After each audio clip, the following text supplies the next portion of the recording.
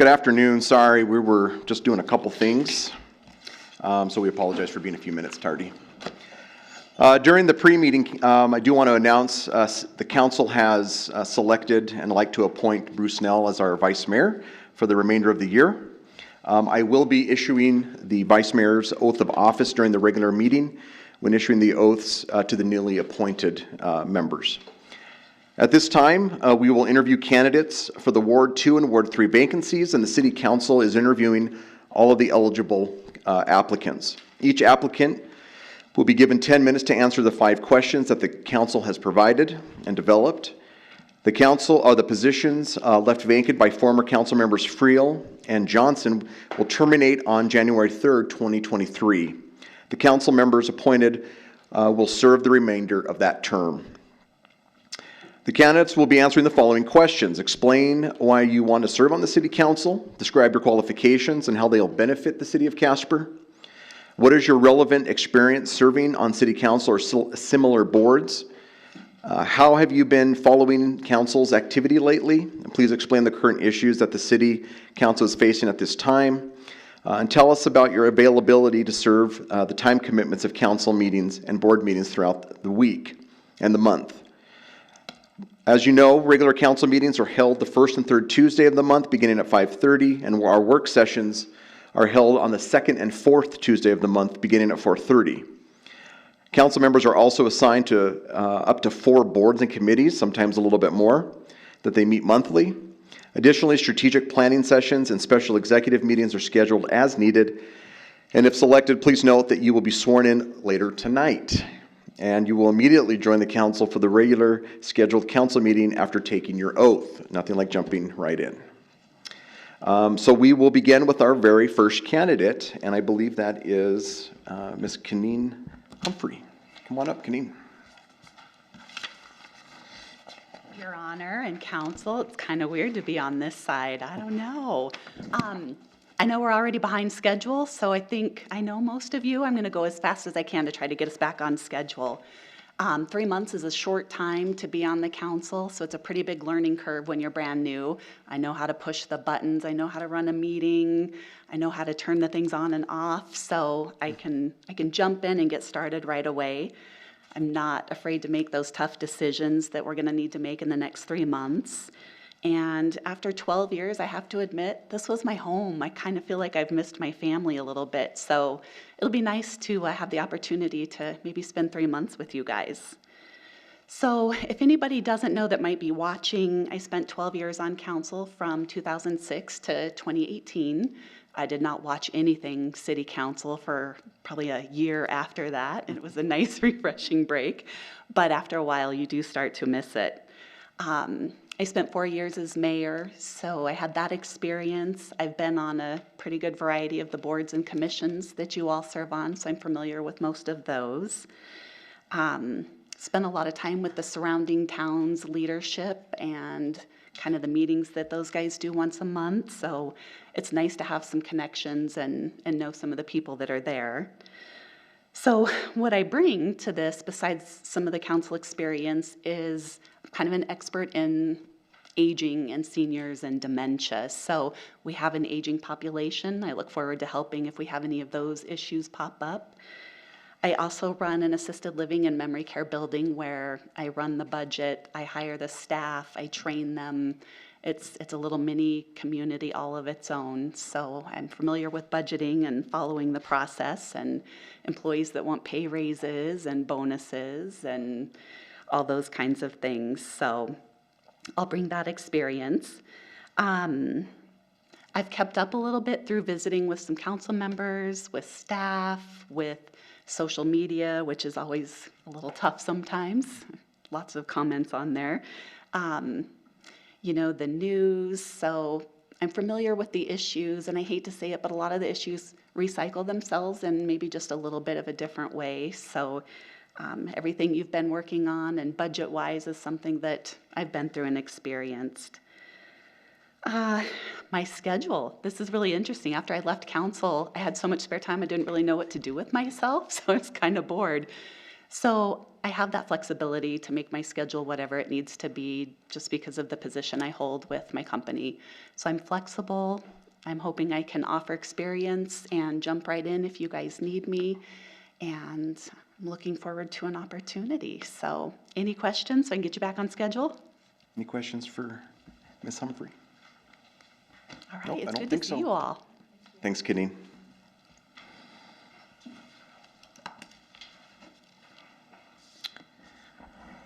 So next on our list is Carol Johnson. Good evening, Ms. Johnson. I'm not sure why I'm here. I put myself in your shoes, and I would choose a former counselor because she could get up to speed right away. But on the off chance you might be persuaded to choose someone who, because of her experience and background, might offer some new ideas and perspectives, then choose me. I could say I'm envious of your $150 per week meeting salary, but we all know we serve the community because we are love of the community. So thank you for your service. From my resume, you know I've been an attorney and served on 2 city councils in Golden and Loveland, Colorado. For me, what I enjoyed the most about serving was that I could learn about new things. How the water treatment plant worked, what a fire truck costs, how often a road had to be paved. I am fascinated by learning new things every day. My second joy was the collaboration, working with the expertise of city staff, finding common ground or compromise with council colleagues, listening to my constituents and problem solving, negotiating and strategizing an executive session. All those cooperative efforts. But most importantly for me, it was the satisfaction I got from making a positive impact in my community, improving the quality of life, planning for future needs, knowing I had a part in a new business in town or the new kayak course. It's the reason I left law to go in the nonprofit fundraising. I enjoy using my leadership skills to make a difference, and I would enjoy having that opportunity to make an impact in Casper. On both Golden and Loveland councils, we dealt with a lot of litigation and negotiations. So my background as an attorney would help me quickly understand the issues and the next steps. Golden was a city of 20,000 with a 30 million budget at the time. Loveland was very similar to Casper with 65 residents and a 200 million budget. Both cities had a river running through it, supplying its water and offering recreation. My background as an in-house legal counsel in natural gas and coal might also be helpful. I have a special place in my heart for police and fire. In 1998, when I was on Golden Council, our officers responded to Columbine.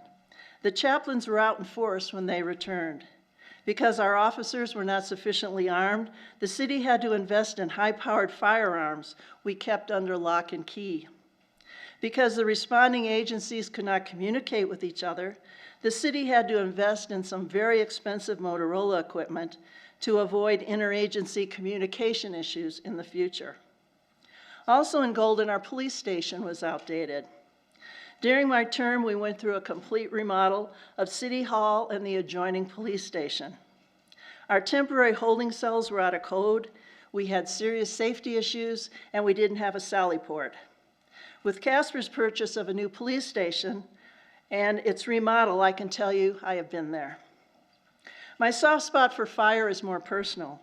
My daughter served on the Colorado Springs Fire Department for 15 years as its only female high-angle rescue firefighter. She was left alone in a dangerous position during the 2012 Waldo Canyon fire. As a result, she suffers from PTSD and had to leave her position to return to school and become a nurse. Loveland also jointly owned an airport with Fort Collins. Like Casper struggled trying to keep Delta commercial service, Loveland struggled to keep Agilent its only commercial service at the time.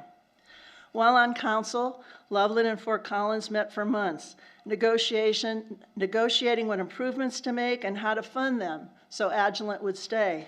Despite those efforts, we lost Agilent. The opportunity to use the city-owned land around the Ford Wyoming Center is a great chance for Casper to expand its visitor revenue with a sports complex and other industrial, mixed commercial, and lodging choices. In Loveland, we built a large youth sports complex while I was on council, To attract innovation in industry, we purchased a former Hewlett-Packard plant and sold it after an RFP to become the Rocky Mountain Center for Innovation and Technology. It acts as an incubator and transitional early production facility to encourage small companies and entrepreneurs. In both cities, we focused on downtown revitalization. Both cities had one-way streets and closed storefronts. In Golden, it was about a 30-year process, so I was able to contribute as a member of several boards and commissions over the 15 years I was active there. Golden downtown is thriving today. A big reason besides the city financial support was the Golden Civic Foundation.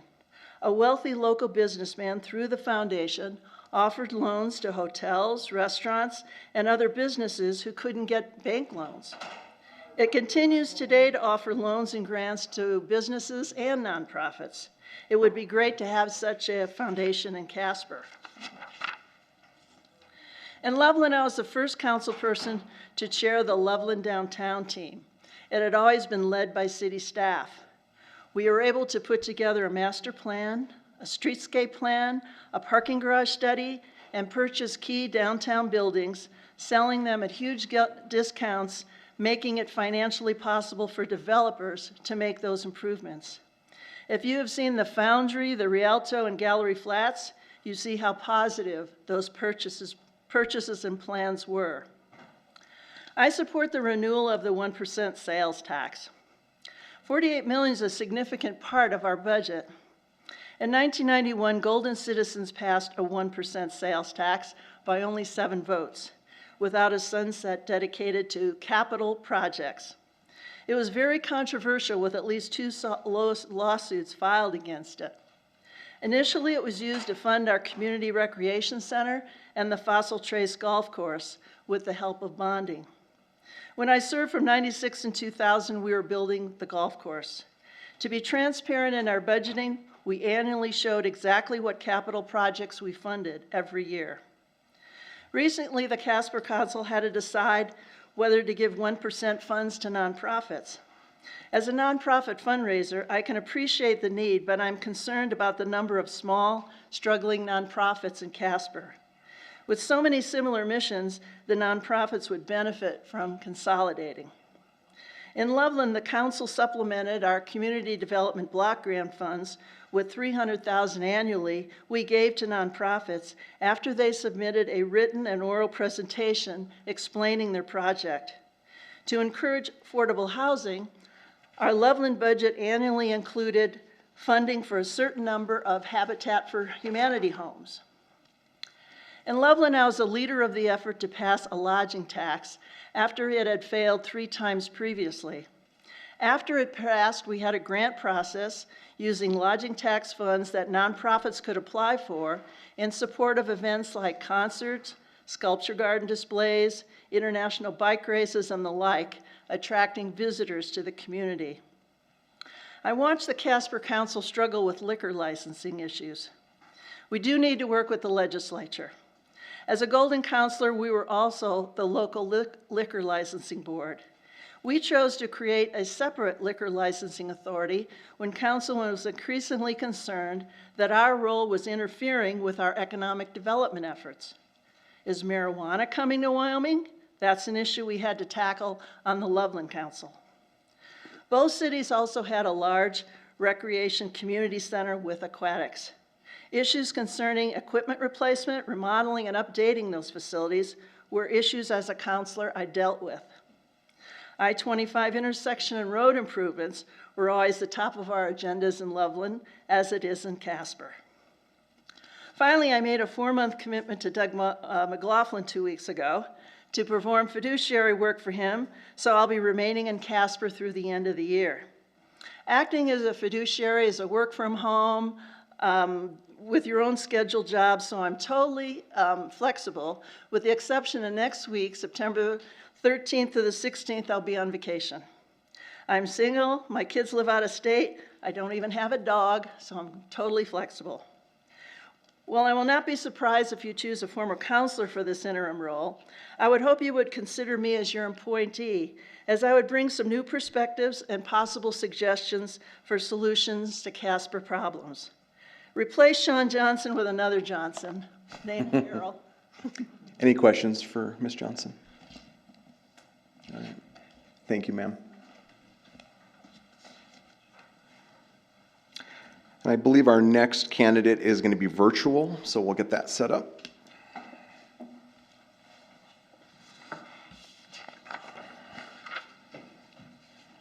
Hi, Mr. Ferguson, can you hear me? Oh, hold on one sec, we can't hear you.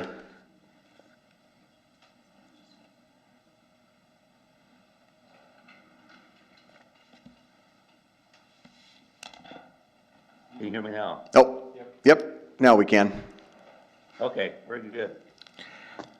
So, Mr. Ferguson, Thank you. everybody has about 10 minutes. I've got you on a little timer here, and so I can kind of count you down if we get close.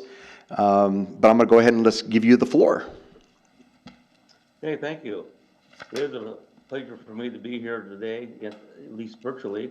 I apologize for not being able to be there in person.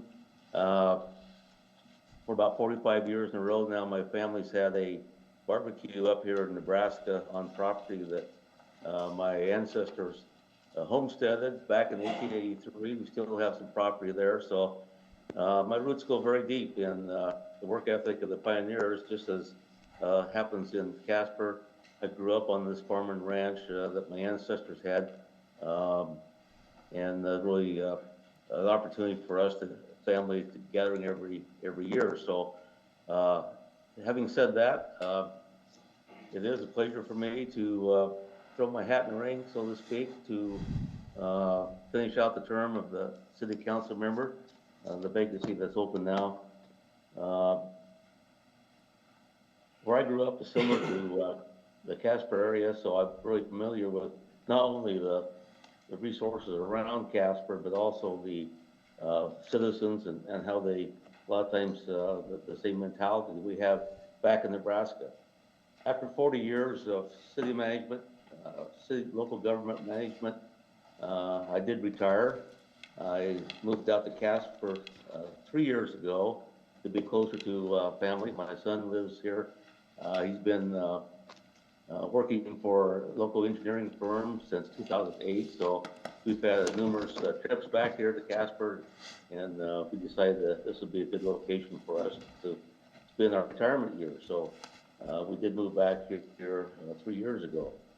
And I feel like after 40 years of local management, it really behooves me to give back to the community, if you will, and share some of the knowledge. I would hope that after 40 years of government experience with local government, that I do have a little bit to offer. And oftentimes folks in different careers retire and really have a lot of knowledge that is lost, institutional knowledge specifically, that is lost. And I felt if I could share any of my capabilities and experiences, I'd be happy to do so. So that's really the reason that I, when I saw the vacancy, that I put my hat in the ring. So as far as qualifications, as I mentioned, I've spent numerous years in local government. The last 4 years before I retired, I was city manager, city administrator for Grand Island, Nebraska, with a population of about 53,000, pretty similar to here in Casper.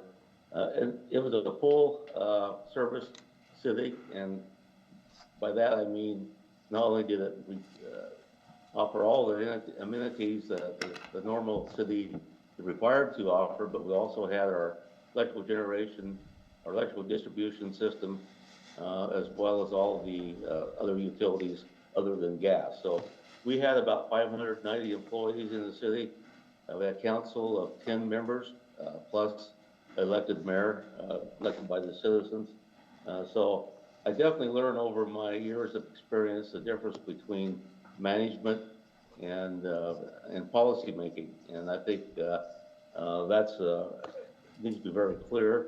I certainly know the management side of it. oftentimes, there is a fine line, if you will, between the policymakers and the decision makers, elected officials, and the management team. But I understand that issue, and I would really look forward to sitting on the other side of the table, if you will, as a city council elected official versus on the management side of things. So I did, as I mentioned, my experience included managing not only city managers, city management, but also a natural resources district manager. Natural Resources District is kind of unique to Nebraska. That's when I first started my career in local government. I was in charge of 3 counties, which involved with working with cities and counties, conservation districts, primarily with groundwater and soil conservation. And so that's where I really got involved in city government, working with the cities on some groundwater issues, control issues, as well as nitrates in the water wells and some of those things. So that's how I got really involved in city management. From there, I went to city management in Sidney, Nebraska, then Grand Island, Nebraska, then Aurora, Nebraska, then finally back in Grand Island, Nebraska, the last 4 years. I also was spent 10 years in economic development in Grand Island. Again, population is actually the county, so it was about 65,000 population in the economic development area. And the success stories are numerous, but I think a couple I'd point out. One is we were able to work with public-private partnerships, which I'm a strong believer in developing an event center for the area. We also were instrumental in convincing the legislature to move the Nebraska State Fair from Lincoln, Nebraska, out to Grand Island, and it's still there after 10 years now. So I think that was a good story in the event of really working together with partnerships as well as the state legislature to get that happen. We also developed Husker Harvest Days, which is a world-class working agriculture farm. Folks come from all over, well, many countries actually, to see that operation, which actually is going on next week there in Grand Island. Through public-private partnerships, we was able to do a lot of other projects throughout the community and throughout the county as economic development director. Also worked closely with the legislature and the League of Municipalities on numerous legislation involving cities and economic development. As far as the issues facing Casper, there are numerous various issues that all cities face, particularly today with concerns with budgeting and resources for funding and all the activity going on in our social world today. So I follow what has been going on in Casper over the last 3 years through news media outlets. I read the paper every day through online. I keep up track of what's going on. I'm involved with several different groups in the community and try to find out their thought process and kind of compare that, if you will, back to Grand Island and my many experiences as a city manager, city administrator. Again, I believe in public-private partnerships. I believe workforce development, housing, business recruitment is vital for our community. The Ford Wyoming Center is a vital facility for the community. We need to continue to support that and expand the use of that. I think the 1 cent sales tax needs to be passed. I think it's critical that those funds are used for specific items, which have been outlined by the council in the past, and I believe I've been involved with several different taxing issues for 1 cent sales tax, from specifically for economic development to infrastructure usage. So I think I really like the idea that it needs to be identified, and I like the sunset clause on specifically the 1 cent, so that we know where it's going, what's going to be used for, and it gives us the full disclosure for the community and the citizens that they have faith in that 1 cent sales tax. You have 1 minute, Mr. Ferguson. I'm studying the advanced Casper and the downtown development board minutes and what's going on with those different organizations that are critical for communities, and the city council needs to be involved in all those different various boards and work with them cohesively so that for the betterment of the community. I think legislation again is critical. I think Casper needs to be a leader in the state in terms of what's good for municipalities, 30 seconds. and what's going on with internally for economic development. Growth is, in my opinion, I've always said if you're not growing, you're dying. And I think Casper certainly is not dying. So I think they got a lot of good things going in Casper. I'm really impressed with what's happening. The challenges are always going to be there. Infrastructure, aging infrastructure is an issue we have to continually be involved with. The streets, of course, always. Mr. Ferguson, your 10 minutes is up. Okay, thank you. And it's a pleasure for me to have this opportunity. Thank you. Let me see if any of the council members have any questions for you. Hold on 1 second. Nope, nobody has questions for you. Okay, thank you. Thank you so much, Mr. Ferguson.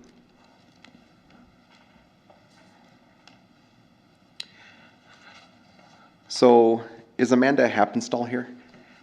Is council okay with us? Do we want to break? Is everybody okay with us going forward? The script had us here taking a break, but I don't think we need to. We can just move forward. Okay. You okay with starting a little early, Amanda? Yeah, let's get it. Okay, come on up.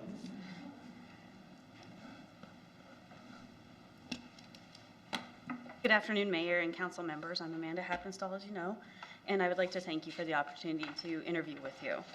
I believe the ability of local government to make a difference for the citizens of Casper. I've lived in Casper my whole life, and I want to spend time working at something that will make my community better. You really can't go many places and have a small town feel in a big city. I believe that some of our largest challenges within the next 50 years will be solved at our local level, and those could lead to widespread changes. I feel that I would make a good council member because I can recognize that an angry mob may not necessarily reflect the views of the quiet majority. And I'm able to make decisions in the best interest of the city based on merit and not emotion. I have worked and volunteered in the community my whole life. My largest time working is for the Natrona County School District, which is 15 years, and I've had different roles there. I've been in the classroom with the special education students as an assistant. I've worked at Natrona County High School in the office settings, in every single office in there for 3 years, and my last 3 years so far have been with the District Athletics and Activities Office. And working in that District Athletics and Activities Office, I understand how the community of Casper plays a huge role in keeping the state's local events, which brings in millions of revenue just to our city. When they say it takes a village, it truly does, and we couldn't do it without our amazing community. During each state event, we put in many hours of planning beforehand with the WHSAA, proud to host the best, and the Wyoming Ford Center. Then there are the many hours of the event and the cleanup afterwards. We do this because we want to keep all of our athletes, coaches, volunteers, and spectators feeling like they are part of something great. I go into all my work knowing that what I do is not for me, but for the benefit of others. I am not a 100% worker. I give 110%. I dive in and give everything. I've also been part of committees at the district level that go through and make changes to policies and procedures. So I understand that there are reasons to certain rules and regulations that are put into place. I've worked at Automation Electronics, building electrical panels for the oil field, at the K2 Radio Group as their front desk secretary, at Artisan Alley as their bartender. I also feel that some of my time that I have been volunteering could benefit the city of Casper. I have volunteered with the Wyoming Miss Amazing pageant as their assistant director. We plan pageants for girls ages 5 to 35 with disabilities across our state. And this was done as a nonprofit, and we had to raise all of our funds necessary to hold our pageant.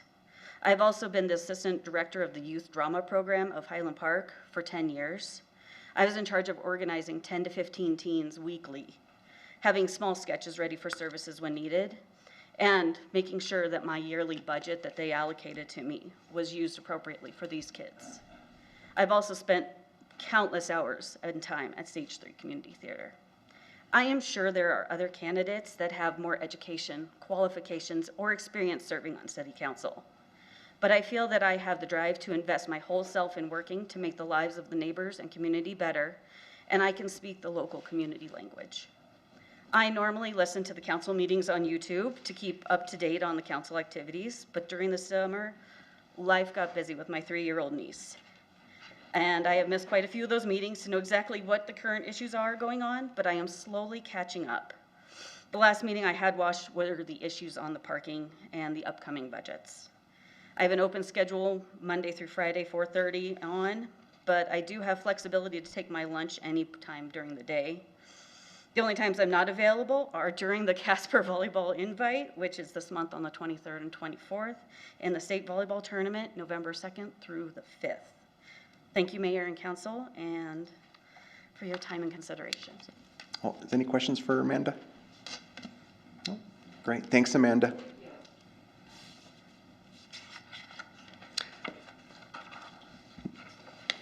I see Terry. You okay coming up early, Terry? Awesome. And I forgot to mention, this round is for Ward 3. My apologies. Amanda started Ward 3, so thank you. Good afternoon, council and mayor. I guess the mayor should be said first and then the city council.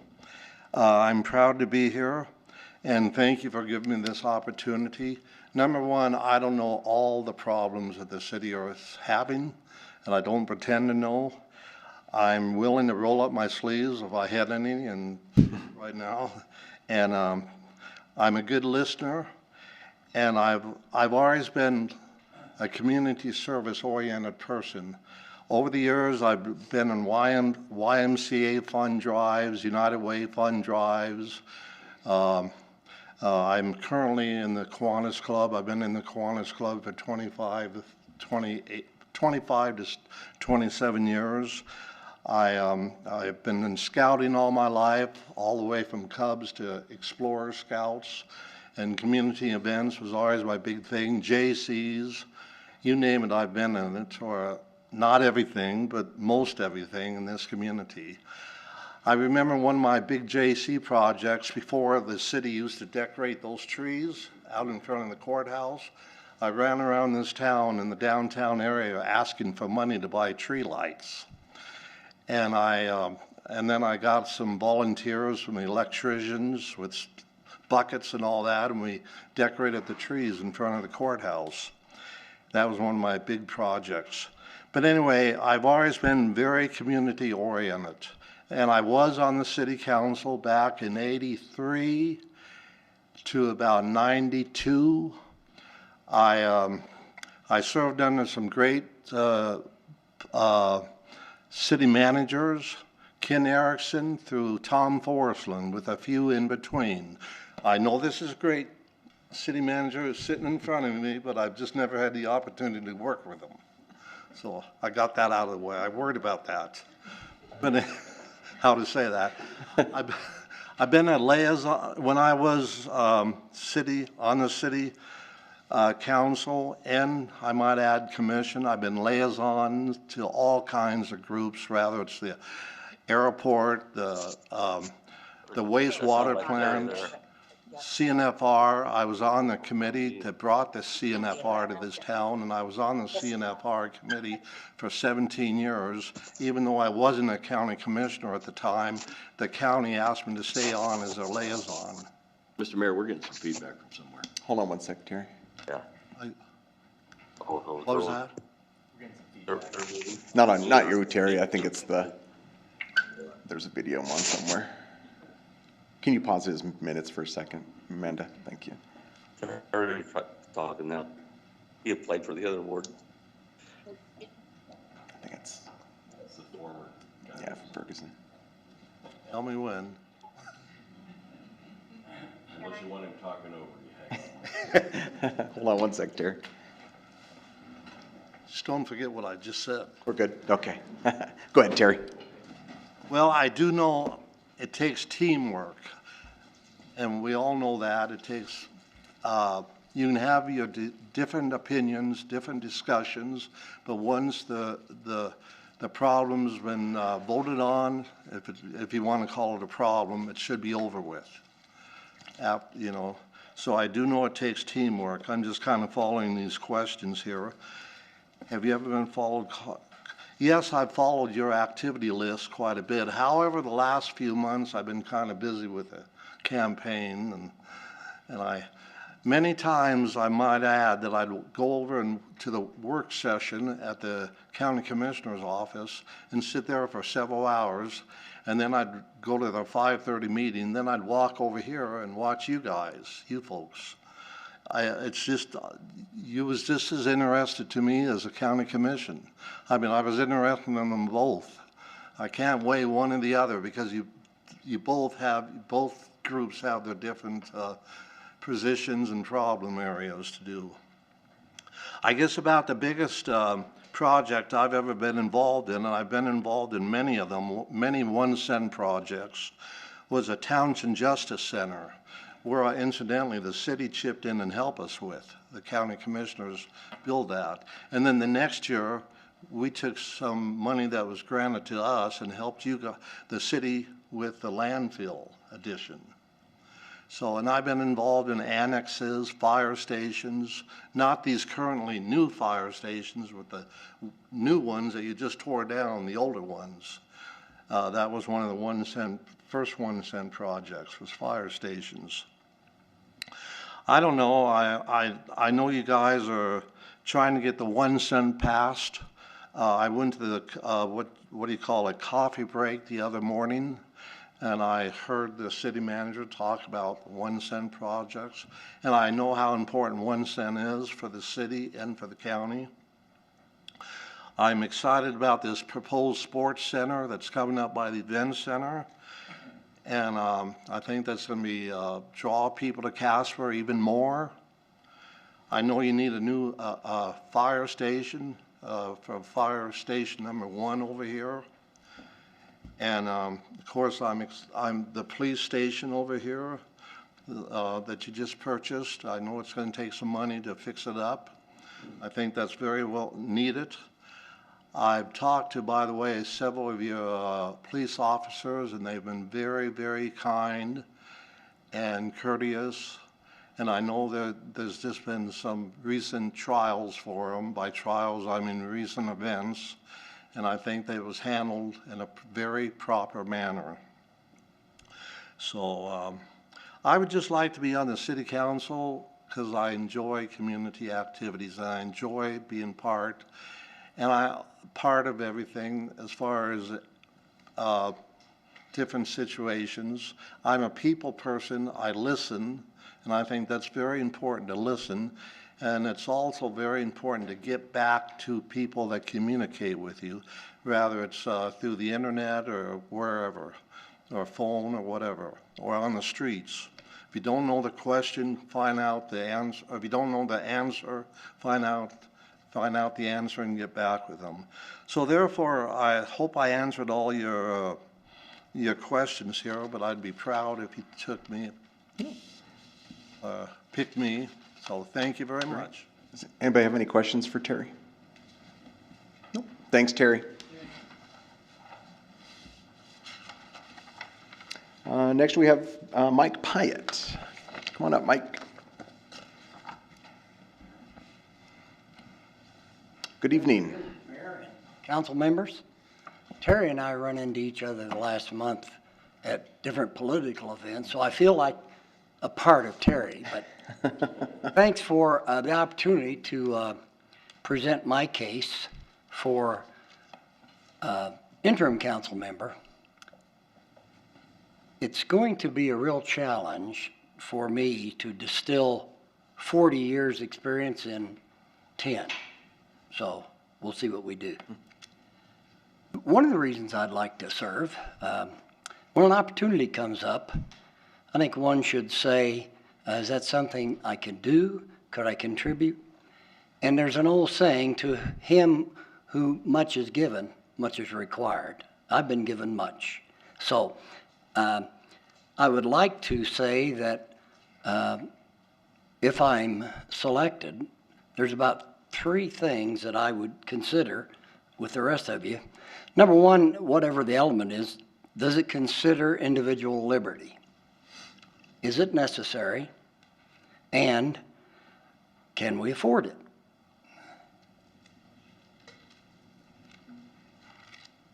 You ever write notes and then you wonder what they said? I think my wife did this, but anyway. My philosophy is that to be a part of this would be just another opportunity to use my background. I'm assuming you have my resume in front of you, so you can look back. 40 years roughly spent as human resource consultant and organizational consultant. So I've interfaced effectively over the years people from union bosses to CEOs, secretaries. I was interim manager for the city of Indianapolis for labor relations. 4,500 employees and 5 unions. And through it all, I look at all these different experiences. I think it distills down to this. To be effective as a consultant, somebody once said a consultant's a novice out of town on vacation, but that's not true. You have to really get in an organization, and I think the 2 requirements are to be an avid listener and asking probing, directed questions to reveal underlying issues. As I watched the last 3 business meetings you had, I saw that at play. That's most of what I watched. You were asking questions, making comments, and listening. So I think that for me, when I was appointed on the Mills Town Council for 2 years, whether it was a budget issue, ordinances issuing or revoking liquor license, it helped hone the base tenets of avid listening and probing questions. With the Ravalli County Commissioners, I was there less than a year. COVID kind of stuck its nose in and interrupted that time, but it was the same thing. All of my expertise, it boils down to listening and asking probing questions. And so when I watched the business meetings, I recall watching the chief of police coming before the council and waiting for authority to negotiate a vehicle. Now, I listened to some of the questions, and a few of you wanted to know, how's that going to be with the public? Would it be too intimidating? Is there something else we could do? So again, they were probing questions. On the, bird vehicles, electric vehicles, there was some discussion about that. And there was a question about safety. So as I look at all this, I find that most of what I'd be involved in for 4 months would be asking those probing questions and listening. When I first met my wife, she's back there, she said she never met anybody that asked so many questions. She said, you asked me 1,000 questions, but it looks like she answered them right. So anyway, I think questions are really important. One of the things over 40 years working in private and public sector that has stood me well is a sense of humor. And that's so I don't take myself too seriously, even now. So sense of humor has done a lot for me. And I remember in the business meeting, one of the council members, I think it was Councilman Nell, said he was a bit, I think, perplexed. Should we have somebody ask them to spend 4 months and then at the end they just walk away and we say thank you? That's enough for me. So I think my contribution would be to bring to bear my background, organizational skills. And then finally, What can be done in 4 months? Well, there's about 175,000 minutes in a 4-month period. I say make every minute count. And as far as my schedule, it's quite flexible. And if it gets me out of housework, I'll be there. So, thank you. If you have any questions, I'll be glad to. Any questions for Mr. Pyatt? Nope. All right. Thanks, Mike. Appreciate it. I appreciate it.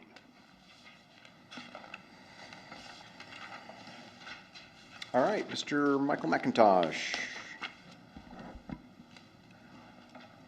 I'm Michael. Mr. Mayor, Council, Carter, good to be here with all of you this evening. It's nice to see so many qualified people applying for these positions. It's great to have that many community members who feel that they should be able to serve. I've applied to serve on the councils. I feel that all community members should do their part in serving their community. I feel that being on the council, I'd be able to gain a better understanding of how the city is run and be able to communicate things to the community. That would help them better understand why the council makes the decisions that it does. I feel that I could do a good job as a councilman, and I'm very qualified to serve. I was born and raised here in Casper. However, I left for a few years, lived in a different country as well as in other states and other communities, where I was able to gain a broader understanding of those communities and how Casper is similar yet different as well. I spent 18 months in Brazil as a missionary and grew to love the people there.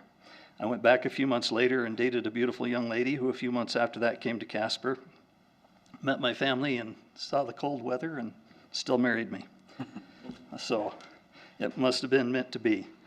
36 years and 2 awesome children later, we're still happily married and serving our community in any way we can. I started my first business right here in Casper at the age of 14.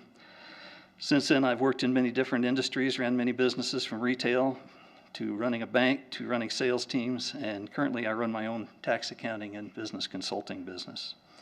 I enjoy working with small business people who are great at what they do, but need a hand in certain areas of managing their business in order to be successful.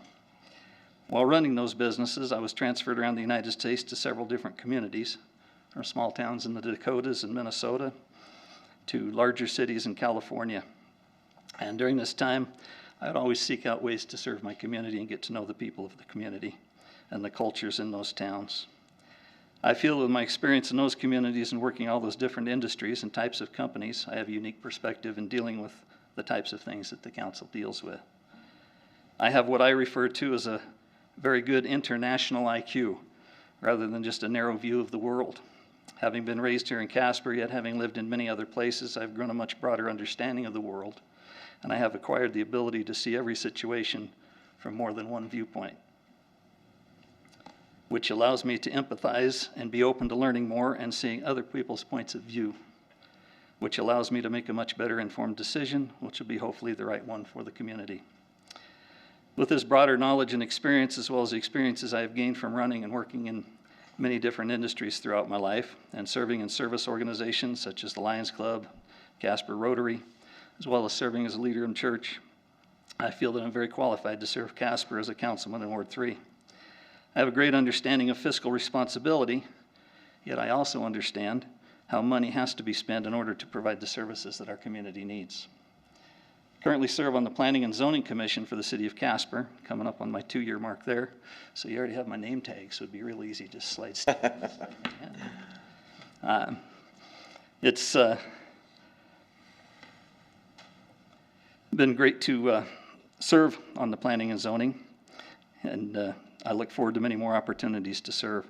Serving on that commission has given me a broader understanding of the city government and how things are done. It's been great to see how things that come to the Planning and Zoning Commission end up going to council to be further acted upon. The planning that the past city councils have done for the future of our city plays a huge part in the decisions that we make in our positions. The property up by the Ford Wyoming Center, which the council's been working on to get the sports venue put together there, came across our desk at Planning and Zoning in order to make sure the zoning and platting of the property were in line with the proposed use. So it's exciting to see that going forward, and I think that project will be a big plus for the community, for our use as a community, as well as increasing the number of people who visit our city and spend their money here, which helps everybody. As I watch the work on the budget and the preparation for the vote to keep the additional 1 cent tax, I love how the council and the city have reached out to the community to find out where they feel those funds should be spent, and how, as you budget the funds, you listen to that input. I've always supported the additional 1 cent tax as I see the wonderful things that this income has given our community, from infrastructure to a car for each police officer, to buildings and fire stations and fire trucks, just to name a few of the things that this money has done over the years. I also see how that without that tax, our city would be unable to do these amazing things, as well as not being able to provide many of the services that are so vital in our everyday lives. I also see you looking for grants and other forms of funds to help keep the burden of these costs off of the shoulders of our people. Having run so many businesses, I see where many of the things that the council does is very similar to running a big business, such as the budgeting, paying and authorizing expenses, looking for vendors to do the jobs that need done at the best possible price and quality, to make sure that our dollars are spent wisely. Hopefully the legislature will pass the bill which will allow the communities to invest their funds the way the state is able to, so that we could see a lot more return on our investments and build our coffers in order to take care of the things that we at times do not have enough funds to take care of, like making our streets to A grade rather than where they currently are. I also see that there are times when you're verbally browbeaten for some of the decisions you have to make, and I applaud you for handling those things so professionally. I also applaud those of you who have been serving for many years and hanging in there doing what is right for the community as a whole. Some of those decisions can be very hard to make. I also applaud the council members who serve our community in other ways, as well as being on the council. I know several, if not all of you, serve on other boards, service clubs, community outreach, and other ways to help the community, and that's great to see your participation in those things. Like I said, I'm self-employed, which means I control my schedule. Can control a lot easier than someone who's employed. I won't have any problems attending the meetings necessary for the position. I currently serve on the OYD committee as part of my responsibilities with the Planning and Zoning Commission, and I thoroughly enjoy that opportunity and know that the service that I'll need to provide while on the council will also be enjoyable and will fit in my schedule without a problem. If I'm awarded the opportunity, I'll do my best to serve and do the work that is required. I feel that I'd be a great choice for this position, as will many of those who have already spoken. So, thank you for your time. Any questions? Any questions for Mr. McIntosh? All right, thanks, Michael. So we will adjourn in a minute to an executive session to make a decision. We will hopefully not go too long, so if you want to wait, obviously, unless otherwise, you'll be sworn in and then thrown up here and having to start the game tonight. So do I have to call the the executive session? Regular meeting to order. May I just go to the regular meeting? Go to the regular meeting. Oh, so I need him to move over. He's not sworn in yet, though. He said, okay, all right, come over here. What about my buddies? Can I bring them? No, they stay.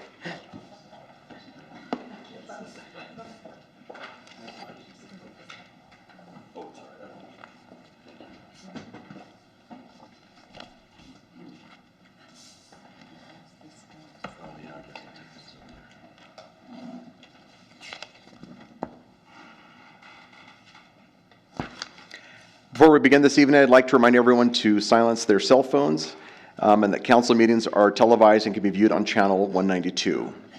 I now call the September 6, 2022 regular council meeting to order. All members are present. The chair to entertain a motion to by minute excuse anybody. All members are present. Please cast your vote. No, nothing. Never mind. Forget it. I'm all thrown off here. I'm all thrown off. Give me 1 second to gather myself here. Please join me in the Pledge of Allegiance.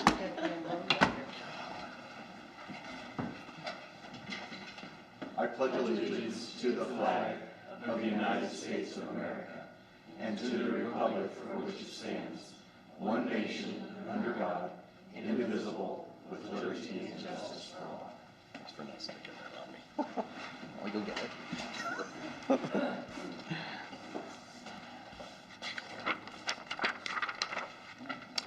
The chair would entertain a motion to approve by minute action the minutes of the August 9th, 2022 special council meeting as published in the Casper Star Tribune on August 18th, 2022. So moved. Moved by Councilmember Ingebretson, seconded by Councilmember Sutherland. Please cast your vote, or any amendments. Please cast your vote.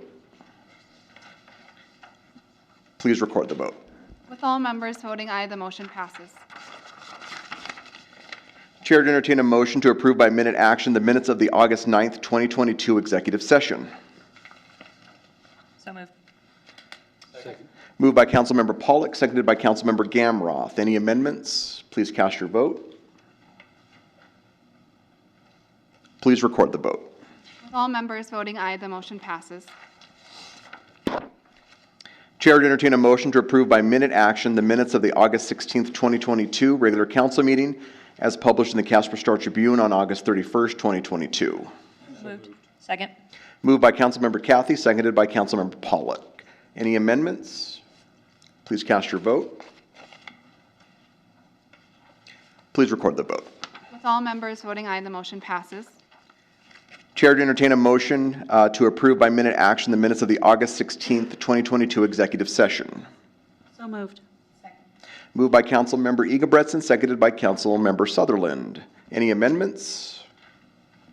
Please cast your vote. Please record the vote. With all members voting aye, the motion passes. Chair to entertain a motion to approve by minute action the September 6, 2022 bills and claims as audited by City Manager Napier. So moved. Second. Moved by Councilmember Pollock, seconded by Councilmember Ingebretson. Any abstentions? Please cast your vote. Please record the vote. With all members voting aye, the motion passes. A notice of an executive session to take place at this date and during this meeting was given. We have a matter to discuss regarding personnel. Therefore, the chair would entertain a motion to adjourn into an executive session and at the conclusion of that executive session to reconvene to this regular meeting. So moved. Moved by Councilmember Pollock, seconded by Councilmember Sutherland. There being a majority of members present and a motion to adjourn into an executive session having been moved and seconded, and that motion requiring 2/3 majority of the council present, please cast your vote. Please record the vote. With all members voting aye, the motion passes. A greater than 2/3 majority of the council present voted in favor of the motion, and we are hereby adjourned into an executive session.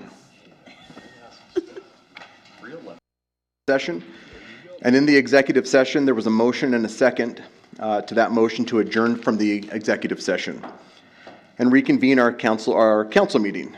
The motion passed, and I call the regular meeting of the Casper City Council back to order. So I'm going to throw in something a little different here. The chair would entertain a motion to appoint Councilmember Bruce Nell as Vice Mayor of City Council. So moved. Second. Moved by Councilmember Cathy, seconded by Councilmember Pollock. Please cast your vote. Do I abstain?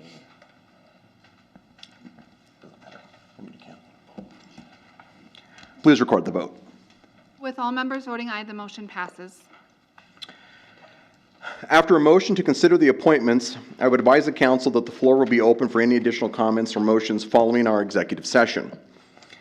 After deliberating this matter and considering the applicants for the position for Ward 2 and Ward 3 city council members,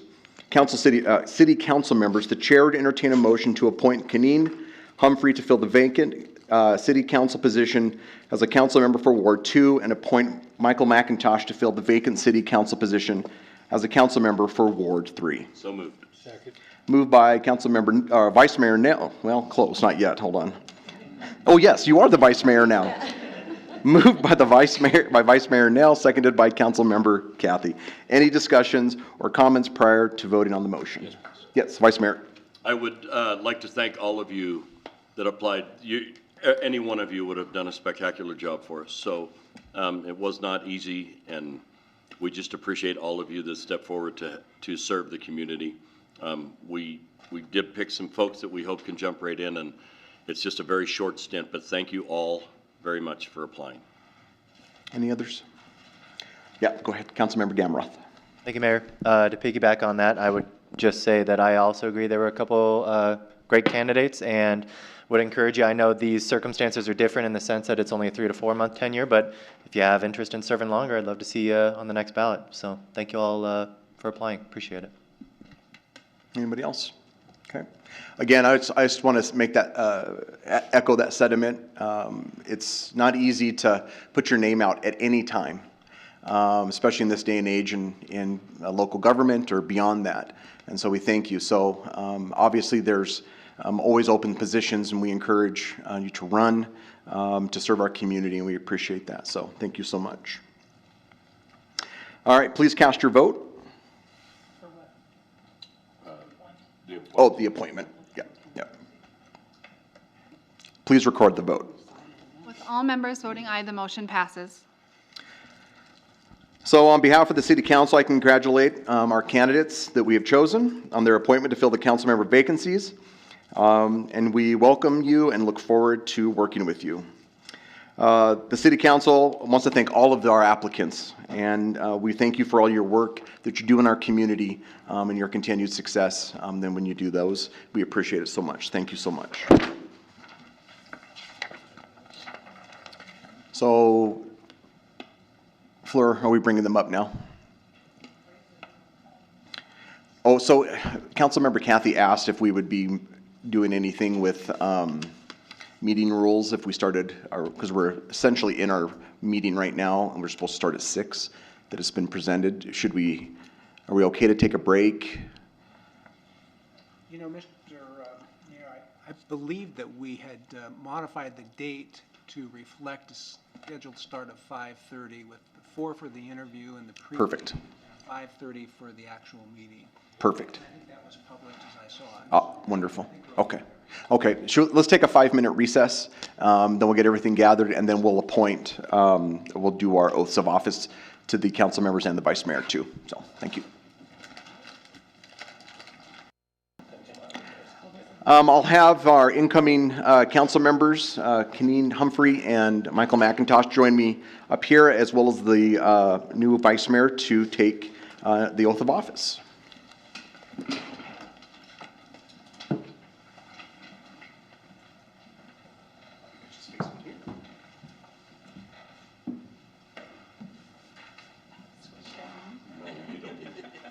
All right, please raise your right hand. I do solemnly swear or affirm that I, state your name. I do solemnly swear that I, Keneen Humphrey. Can we not repeat the whole thing like we used to? We can do it that way too. No, go the easy way. Okay, perfect. Will support, obey, and defend the Constitution of the United States and the Constitution of the State of Wyoming, and that I not knowingly violated any law related to my election or appointment or caused to be done by others, and that I will discharge the duties of my office with fidelity. I will. That's it. Perfect. That'll work. Congratulations.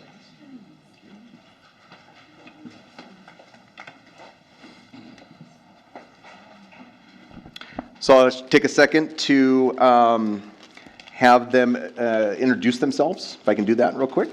If you just want to welcome yourself to the council and really quick. So really, go ahead, Keneen. Thank you, guys. I appreciate you. I know that can't be an easy decision, because even as I was watching, I was thinking 3 months of fresh ideas might be phenomenal versus 3 months of experience and just planning to be here to get you guys to the end. So you guys were fabulous. I'm excited to be here with all of you and some new faces and some old faces. Well, familiar faces. Man, that was an age foul. So happy to be here. Thank you, guys. Welcome. Councilmember McIntosh. Thanks, sir. I'm looking forward to working with everybody. I know most of you already. And Great. so, and working on the Planning and Zoning Commission has been a great experience, and I'm looking forward to even more experiences here with you guys. Perfect. Thank you. Appreciate that. All right. Let's have the minutes of the meeting. Will reflect that the council members of Keneen Humphrey and Michael McIntosh have now joined the meeting.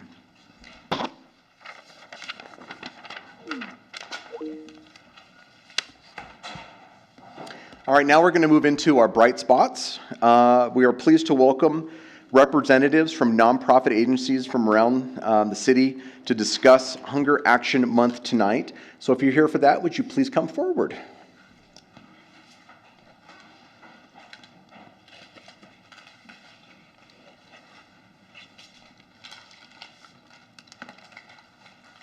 And if you wouldn't mind introducing yourself and your agency you're with. I'm Barbara Walters, my husband David. We represent Helping Hands Community Services here in Casper at the Radius Church. We've been serving our community for over 35 years. Welcome, thank you. Trish. I know you. Yes, yeah. My name is Major Trish Simroth. This is my husband, Tim Simroth, and we represent the Salvation Army's unit here in Casper and Natrona County. And we've been here for about 4 years, but the Salvation Army has been here for a very long time, and we're just grateful to come before you and receive and acknowledge this important occasion of hunger initiative in our community. Thank you. Hello. Good evening, all. I am Rachel Bailey. I am the new Executive Director of the Food Bank of Wyoming. I'm really excited to be here with my partners here who are on the ground in Casper. And I would also like to thank our 40-plus hunger relief partners who work on the ground every day in Natrona County. So thank you for this opportunity this evening. Thank you. So I have a proclamation, and then I'll have you guys come on up and is there another?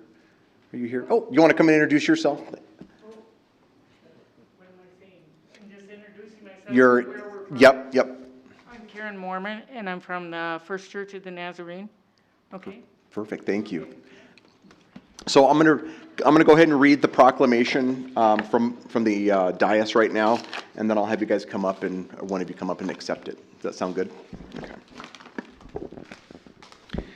Whereas the need for comprehensive, coordinated emergency food programs that address the food insecurity needs of children, youth, men, women, seniors, active military, and veterans today is a critical responsibility and fundamental to the future of Casper. And whereas hunger and poverty are issues of vital concern in Natrona County, where 12.2% of people struggle with hunger and 1 in every 6 children do not know where their next meal will be coming from.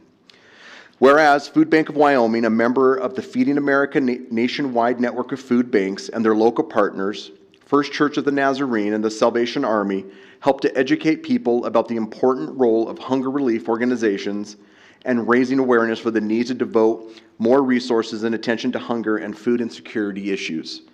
And whereas over 9 million meals across Wyoming are provided by Food Bank of Wyoming annually, and they implore each of us to help end hunger 1 meal at a time, either through donations, social media shares, or volunteer shifts. And whereas the month of September has been designated as Hunger Action Month in order to bring attention to food insecurity in our communities. Now, therefore, I, Ray Pacheco, Mayor of the City of Casper, Wyoming, do hereby proclaim September 2022 as Hunger Action Month, and I encourage all citizens to increase their understanding and awareness of food insecurity and how it impacts our nation, state, county, and communities. So if one of you want to come on up, I'll give you your proclamation. You want to come up, Rachel?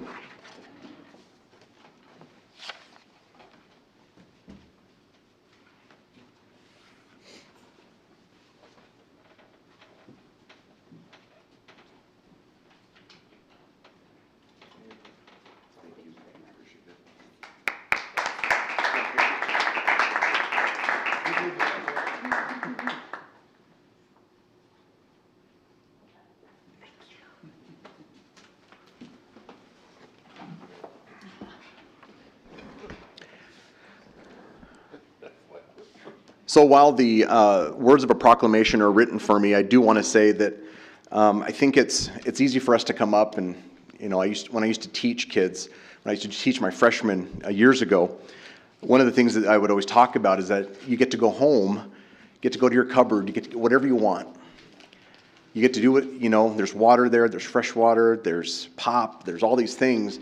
And so I would sit and I would tell them, I would say there are people, kids your age, that don't have access to those things. And I think it's incredibly mind-boggling in our day and age and in our kind of economy, in our type of world that we still have hunger like this. So the work that you do is not only powerful, it is incredibly noble.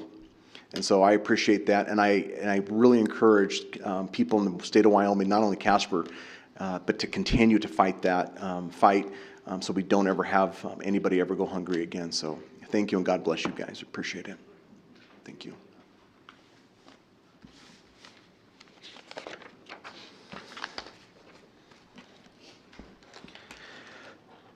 Now is the time that we invite anyone in the audience who wishes to speak with the council to come forward.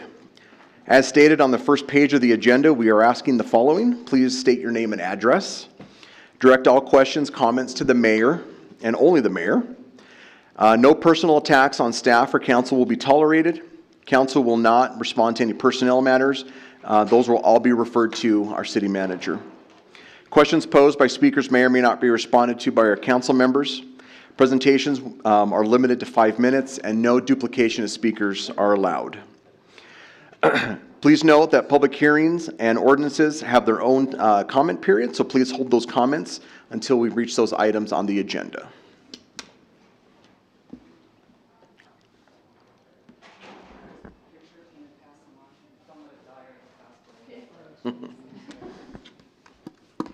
Good evening. My name is Catherine Morris, AKA the Sandcastle Lady. I reside at 1311 Warwick in Casper, Wyoming, and my husband and I also own a former fire station, number 5, that's located at 4000 East 15th Street here in Casper. I'm passing around my iPad. There are some pictures of some sidewalks that I'd like you to take a look at and then pass them on to the next person. I stand here today to ask for your assistance in the enforcement of the regulations that are in place to protect property owners and the city of Casper. In April of this year, our fire station and the property of 2 of our neighbors were damaged during construction performed by contractor Trito Construction, who was hired and supervised by WLC Engineering and Surveying, and they were contracted by landowner and developer for U2C to complete the work. The construction performed involved digging into the street and expanding the sewer line in order to provide access to the developer's property.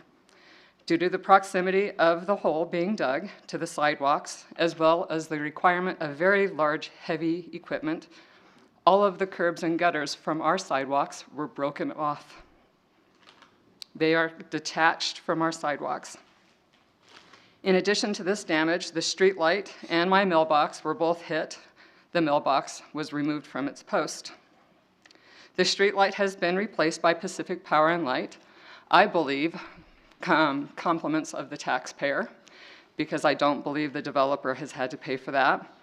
And they also, with vibration and compaction, destroyed the sandcastle that was on the landscaping on our property. This is the second time we've talked about destruction of sandcastles. But I'm okay with that one, because it was removed through the necessity of construction. When we purchased the fire station with this council's approval, we did so with the intent of honoring the men and women who served in the building by being good stewards of the property and good neighbors to the people around us. We have made a great investment in the renovation, maintenance, and improvement of the building and the grounds. We have not needed zoning and enforcement to remind us to cut the grass, to control the weeds, to trim back the roses for the overhanging of the sidewalk. We have not needed to be reminded by the mayor to remove our snow. We do it every time, and we own a lot of sidewalks. We do, however, need your help in making sure that the damage caused to our property is repaired before snow once again is in the air and ice threatens to form on the ground. Prior to construction, the front driveway had a broken corner that was missing and a concrete fracture across one of the pads that was caused by the heavy fire trucks. We knew that. We're okay with that. We only want fixed what was broken by the contractors. The images on the iPad show cracks in the sidewalks. Some of them are more than a ½ inch across. They are not full of dirt. They did not exist prior to this construction. I have images of the actual equipment sitting across our sidewalk. On separate occasions, Alex Saveda, an engineer for the city of Casper, and Brad Hollingwer, a project engineer from WLC, both inspected the property damage and they agreed they should fix it. This has not been done. Why? I am told this is because the contractors are too busy, their schedules are too packed to fit us in. I am sorry, but it has been more than 4 months since my property was damaged. 4 months is more than enough time, and winter will not wait. I am requesting your assistance in making more time enough for them to fix what they damaged. We, the owners of the properties which were damaged, are requesting that the City of Casper withhold all future construction and building permits to all 3 entities until repairs have been made to the properties that they damaged. We are requesting that they not be allowed to potentially damage more properties until what they have caused is fixed. If they can't work on other projects, maybe they will find time to fix ours. The sandcastle that had 9 months and survived 9 months through night, wind, rain, hail, snow, more wind, was knocked down by their vibration. I have fixed it. One stands there today because I had the ability to do that, and they did not. They have the ability to fix the damage they caused. I respectfully request that you require that they do so. So before I open it up, because there might be a few questions for you, so if you just would hold on. Fine. Mr. City Manager, has this been on your radar before we kind of open up the questions and so forth? Mr. Mayor, this is the first I've heard about this. Okay. I just wanted to give you an opportunity before we started going down. Okay, thank you so much. Questions, comments? Let's kind of start. I'll start over here with Councilmember Kathy. I screwed up because I didn't bring it to you. I mentioned it to Andrew a month or 2 ago. Not specifically about the cracks in the sidewalks, but they did a terrible job and they left potholes and... They fixed those. Did they finally? Yeah. Okay, because I missed some of that. Because you guys asked them to. Well, okay. And I wasn't aware of the cracks in the sidewalks, so I apologize for not bringing it. So it's my property, 4,000 East 15th, the one that is across the street on Carriage Lane that is owned by, well, I have their names on a letter. And then, so both properties on either side, the full line of the pavement, they broke them all off. Councilmember Gamroth. Thank you, Mayor. And thank you, Catherine, for your speaking to us tonight. I am curious as far as when we contract with folks to do work and they do, there is damage caused in adjacent properties and stuff, is that something that they would submit through a change order to us to take care of, or does that come out of their budget for the project that's already contracted for? Thank you. Mr. Mayor, Councilman, if there is ancillary damage with respect to a project that's taking place, we certainly do expect that they make it good and repair it and bring it back to, pre-existing condition, if you will. Go ahead. Thank you, Mayor, and thank you, Carter, for the follow-up.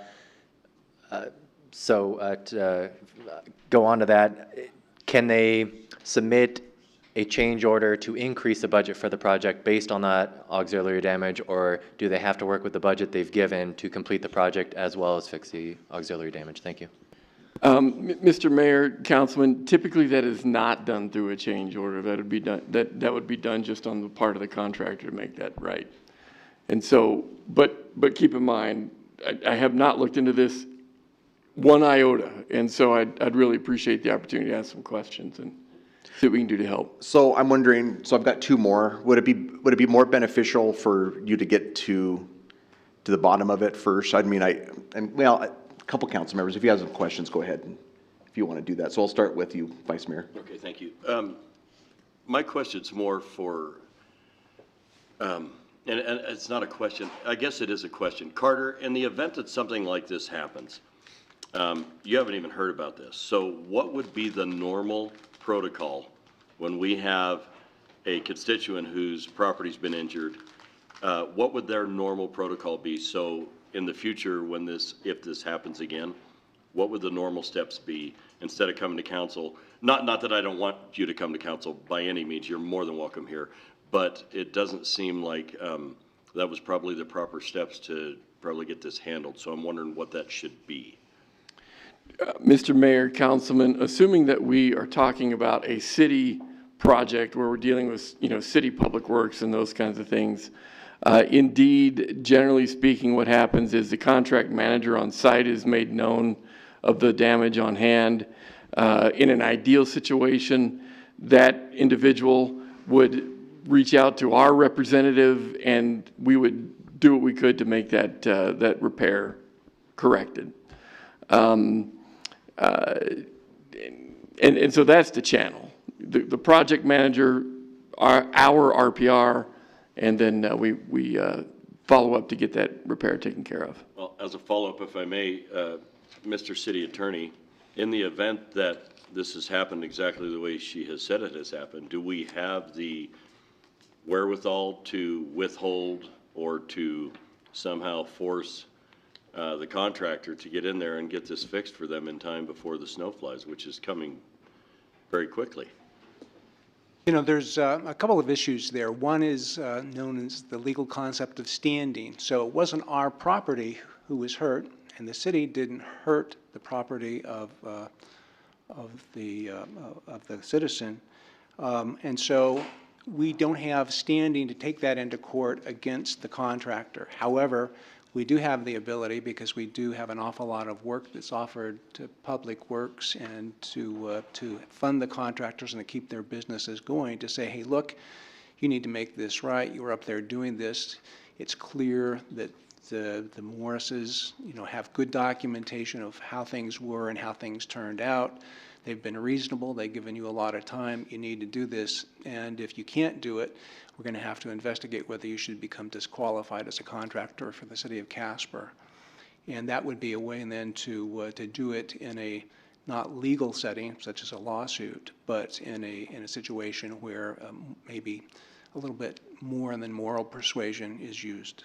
Just one last follow-up, if I may. Am I mistaken thinking that the sidewalks and the gutter are property of the city of Casper? You actually, you're correct. In that neighborhood too, I believe you are exactly right that those would be part of the right of way, and so those would be then city of Casper property. So we may have actually some standing to do that. That's what I was thinking. Although she's required to maintain it, being the property owner, I believe that we are injured in it, if you will. No, I think that's a good point. Thank you. Mr. City Manager, did you want to say something?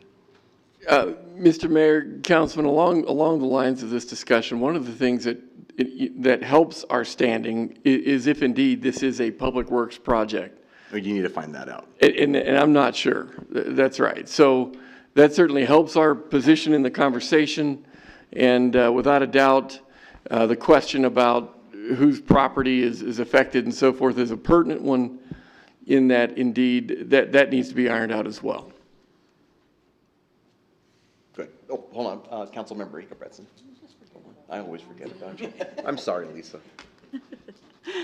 I just have a question for you. So when this was going on, did you by chance go out and talk to the contractors and the project managers? And on the first day that they dug, we talked to them because they thought it was still a fire station and they were parked in our driveway.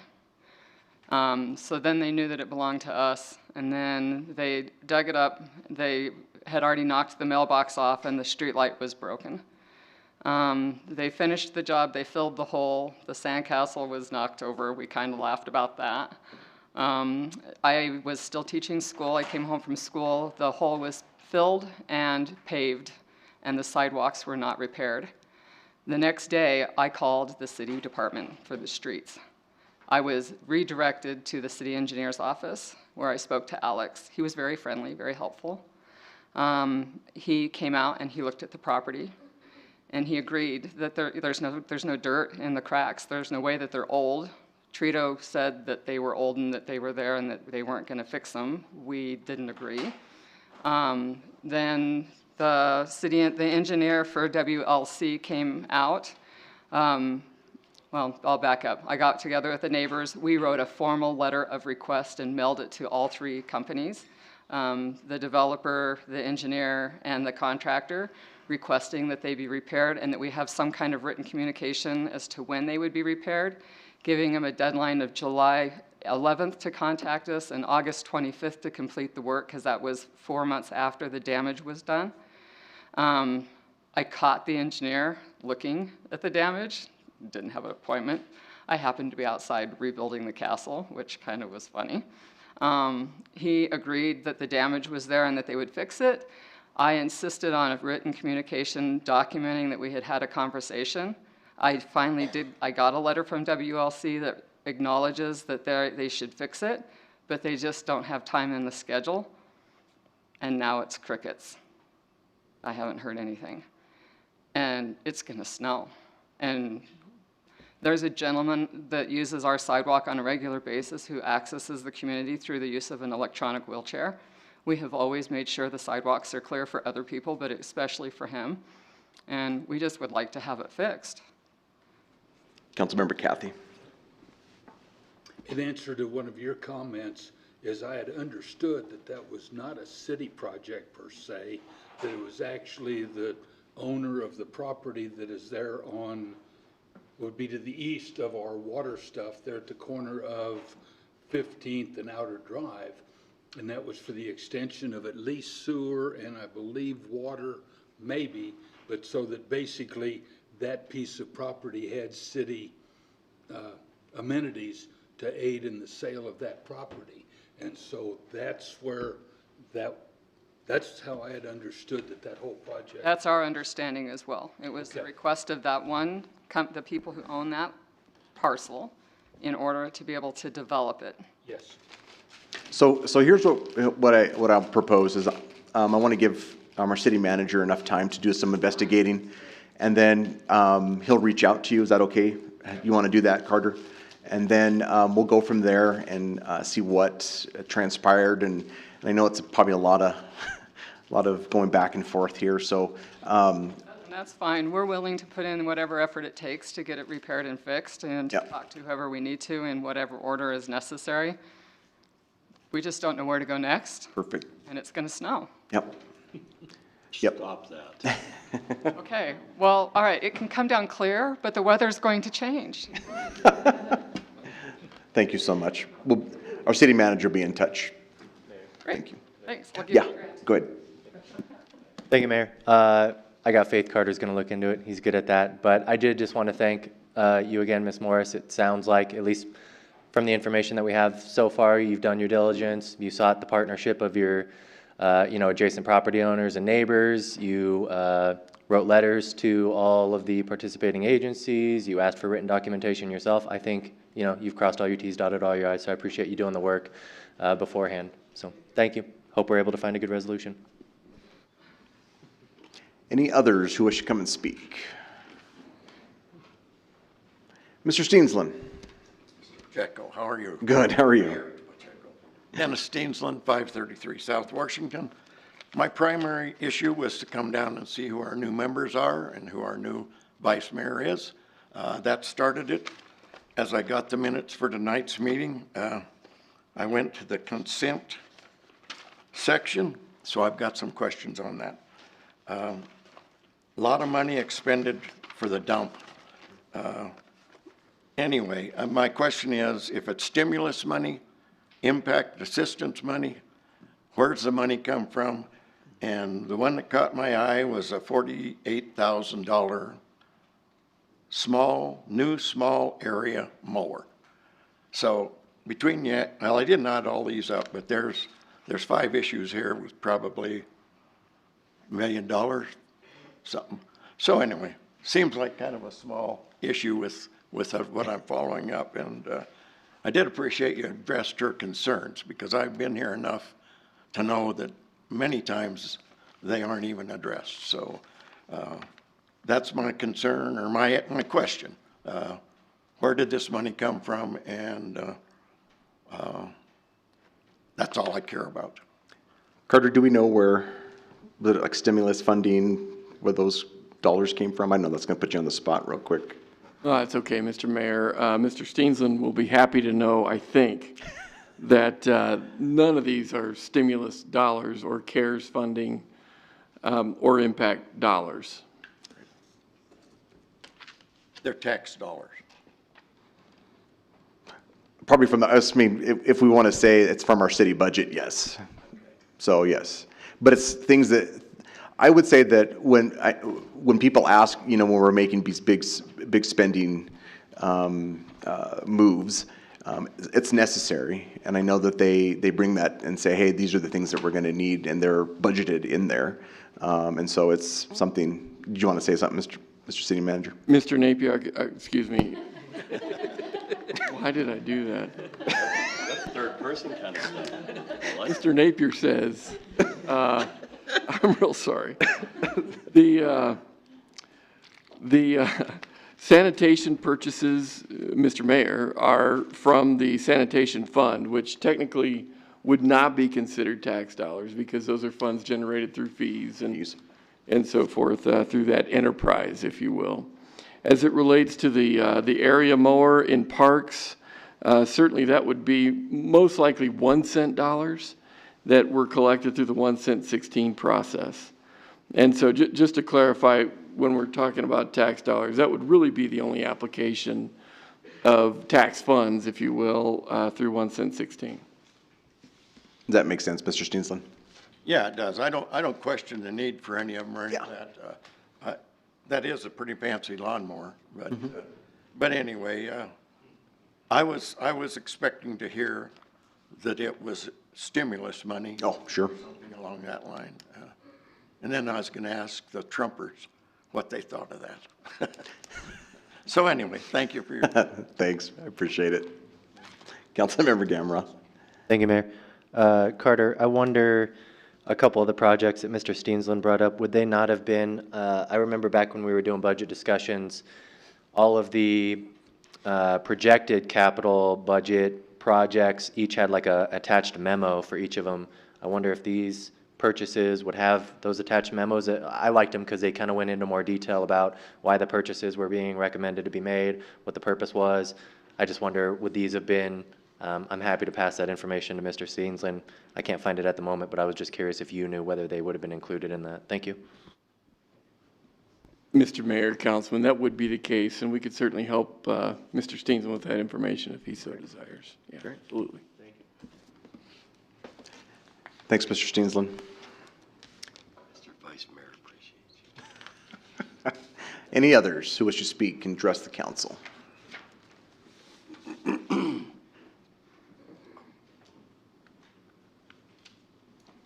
Good evening. Okay. My name is Jessica Novotny, and I live at 243 Robin Street here in Casper. I come here today to bring to your attention a potential oversight in what would be extremely helpful for those in need. Recently, at the end of July, I was involved in a traumatic incident where I feared for my life. I had ended a relationship, and I had simply had enough and said no more. Blocked this person, tried to go home after work. As I expected, however, they already were on my way to my home, and I saw them before turning down my street. I called the first person I thought of, my brother, as I knew he was close and would drop everything for me. As a victim, it is a place or person of comfort we go to first, which is why myself and many other victim stories, we don't just call the police. Driving south down Beverly, this person was swerving at me and screaming at me from the driver's side window. As we all know, there's construction on Beverly in front of the Frontier Middle School. Sorry. I thought if I hurried through this, then it would be easy to get away, but I was mistaken. At the intersection of Beverly and 12th by the fire station, this person swerved their car towards mine in order to get me to stop, backed up, then came at me again, resulting in me practically either swerving into oncoming traffic or the light pole at the corner. The person backed up again, and I thought the safest place for me would be the fire station. So I hurried and parked there.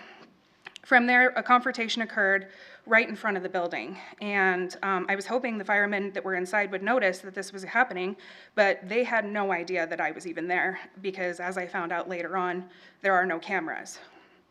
But I was also unaware of the safety resource that is just beyond the doors, had I gotten to them. The fire stations, I found out, are equipped with a safe room for those in need. I could have gone inside. If I would have opened the doors, the police would have been called, and that would have been that. However, I did not know that this resource even was available, and I don't think anyone else does either. However, the oversight is also in the fact that there are absolutely no cameras anywhere in these brand new buildings, on the outsides or in that doorway. My situation was resolved through the quick action of our local police, an incredible woman who is a former sheriff, the victim services at the police station who helped me get a protection order, as well as my family and friends. I have an incredible support system, but not everyone does. I can't help but think that if there were cameras and more people were aware of the safe harbor rooms, that it could truly help someone who has no options and can't go home, a place to feel safe, and evidence of potential abuse or unhinged actions towards a victim. If I could help one person by talking about this today and letting everyone know that this resource does exist, then it would all be worth it. But if the city could step up and add the extra level of protection with cameras, it would be the better for someone who may desperately need it. Thank you. Any questions for Ms. Novotny? Yeah, Vice Mayor. What a brave woman you are. Thank you. Thank you for coming. Councilmember Gamroth. Hold on one sec. Thank you, Mayor. Thank you also, Jessica, it was. Thank you for your testimony tonight.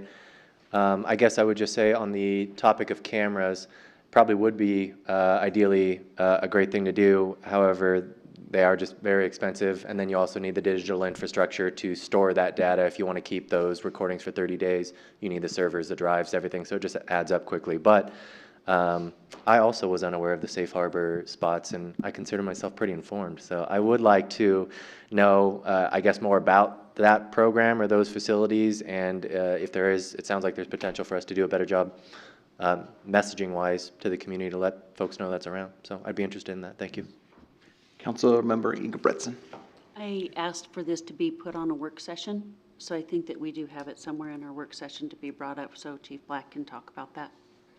Awesome. Councilmember Sutherland. Maybe just actually a follow-up to Lisa, but first, just want to add to what Councilman Nell said. Thank you so much for coming. It's takes a lot of strength to do that, and I do think that you're helping people by showing up and using your voice, so thank you so much for being here. And then to follow up on your comment about the work session, is that about cameras specifically, or about the rooms? It's about this incident. Oh, about this incident. Okay, perfect. So we can hold questions, or I'll hold my questions until then. Thank you. So what I can tell you, well, one, echo what everybody else is saying. Domestic violence is real. That happens. And I think probably all of us are affected, right, at some point, whether that's our family member or a friend or whatnot. So thanks for coming and sharing your story. It is not easy. Can be hurtful, embarrassing. PTSD can rear its head, all those things. So what we can tell you is we'll put this on a work session to have that conversation. But I think in the meantime, people share the story that there is safe places at fire stations. Maybe, hopefully, the press will pick this up and put that in their, put it in their one of their stories, and maybe mention that out. That would be helpful to get this out there because it is a community service type thing. So we appreciate that, and we'll work on it. Okay. Thank you. Appreciate it. Councilmember Gamroth. Thank you, Mayor. I just wanted to go back to Mr. Steensland's comments. Those capital projects, I haven't had the opportunity to single out the ones you brought up specifically. However, I would encourage you to refer to our March 8th work packet. It begins on page 280. All of those memos for all of those projects, you can find that in that packet. So that was the March 8th packet, starts on page 280. Thank you. Did you want to say something? As a follow-up, Mr. Steensland, the mid-sized utility vehicle for code enforcement and the small area mower were both 1 cent projects. The two front loading, the rear loading, the tandem axle roll-off truck, and the side loaders all came out of the solid waste enterprise fund, and the purchase of the diesel fuel came from the Balefill enterprise fund. See, Mr. Steensland, we answered your questions. Yes, and I do appreciate that. Gamroth, I'm of the older generation. I don't do computers. I don't do phones. So if I want to pursue this, I'll come down. Thanks, Dennis. Call me. I'll look them up for you. Anybody else that wish to address the council?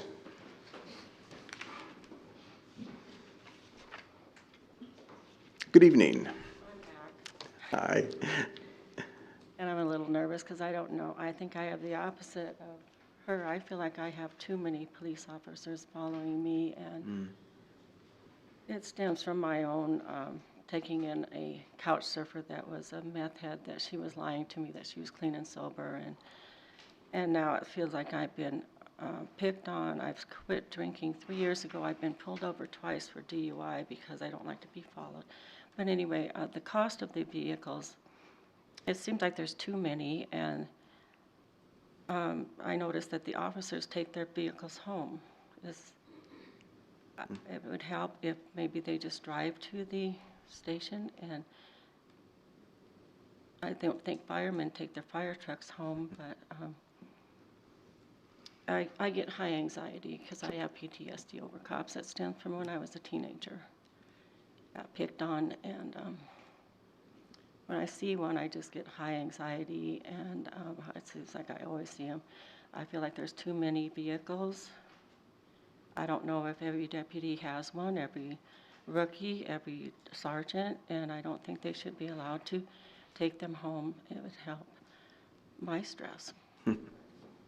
Thank you. We appreciate that. Thank you for speaking. Any others? Okay.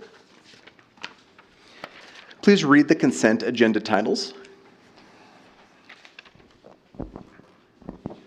Establish September 20th, 2022 as the public hearing date for the consideration of an annexation of 2 acres described as Tract 8, Dowler Number 2 subdivision, 3025 Paradise Drive, establishing the zoning of said parcel as C2 general business, and rezoning 8.2 acres described as the Paradise Acres Addition, 3041 Paradise Drive as C2 general business.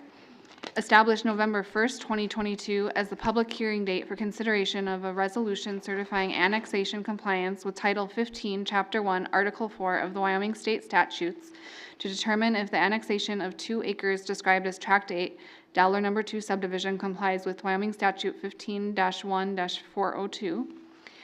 Cancel the September 6th, 2022 public hearing and reestablish September 20th, 2022 as the date of public hearing for consideration of an ordinance approving a partial plat, vacation, replat, vacation of public parkland, and a zone change for the North Platte River Park Number 2 subdivision. Thank you. The chair would entertain a motion to, by minute action, establish the public hearing dates just read. So moved.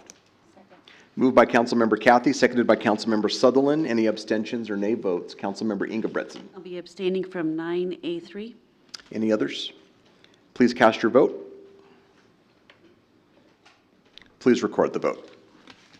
With Councilmember Ingebrigtson's abstention noted and all others voting aye, the motion passes. I now declare the public hearing open for the consideration of the ordinance correcting a scrivener's error in the legal description of ordinance number 3419. Mr. City Attorney, do you have any exhibits? Thank you. One exhibit tonight, Mayor. Correspondence from Liz Becker to J. Carter Napier dated August 2, 2022. Thank you. Mr. City Manager, do you have a report? I do. Thank you, Mr. Mayor. Pursuant to the direction of the memo here, there was an error made with respect to the 2 properties that you see in your exhibit, one of which has indicated that the error bringing them into the city be retained. The southern property of which would suggest that the error bringing them into the city limits be reversed so that indeed their property would not be included within the city limits. And so the request for the correction of this error would simply remove that southern property out of the city limits when in fact they were mistakenly brought in to begin with. Perfect. Thank you. Council will now listen to public comment. Public hearing comments are limited to 5 minutes and no duplication of speakers are allowed. At this time, I would ask those individuals who wish to speak in favor of correcting the scrivener's error, please approach the lectern. Okay, at this time, I would ask those individuals who wish to speak in opposition to correcting the scrivener's error to please approach the lectern. Anybody in opposition? There being no one to speak for or against correcting the scrivener's error, I now declare the public hearing closed. Please read the ordinance by title only. An ordinance correcting a scrivener's error in the legal description of ordinance number 34-19 pertaining to the mistaken inclusion via annexation of the west half of lots 26 and 27, South Garden Creek Acres Number 2 addition in the Casper municipal limits. Chair would entertain a motion to approve on the first reading the ordinance just read. So moved. Second. Moved by Councilmember Egebretson, seconded by Councilmember Pollock. Any discussion? Any amendments? Please cast your vote.